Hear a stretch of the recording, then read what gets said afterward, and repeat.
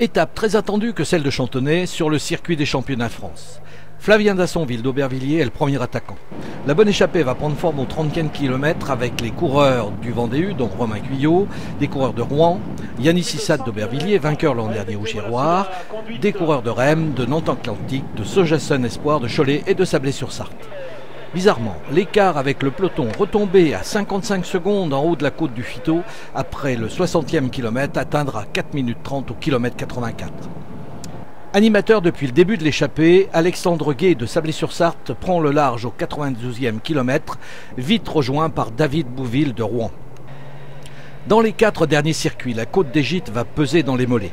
Les deux hommes seront repris et c'est le moment que choisit Romain Guyot pour s'échapper seul. En homme fort, il franchira la ligne avec 2 minutes 42 d'avance sur ses poursuivants. Ouais, j'ai préparé la saison différemment des autres années en faisant du cyclocross, notamment en Vendée. J'ai fait Bournezeau, La Roche-sur-Yon. Et je pense que c'est vraiment un bienfait pour préparer la route, vu que c'est intensif pendant 50 minutes.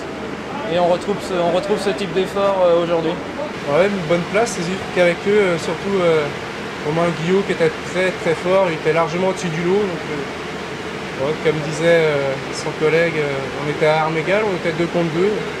Bon, on fait 2 et 4, nous de notre côté, je pense qu'on ne pouvait pas espérer beaucoup mieux vu la condition qu'avait le vainqueur, donc c'est bien. Non, c'est vrai que c'est une très belle étape. Il y a un petit moment qu'on n'avait pas brillé à Chantonnay. On avait le gros avantage d'être 2 coureurs de Vendée à l'avant.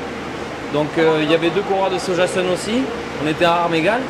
Mais Romain il était en très bonne condition. Il a attaqué tôt et personne n'a pu le suivre. Donc derrière moi je me suis fait traîner un petit peu par les autres coureurs.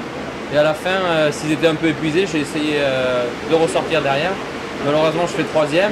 Mais bon, 1 et 3 c'est quand même pas mal à Chantonnay.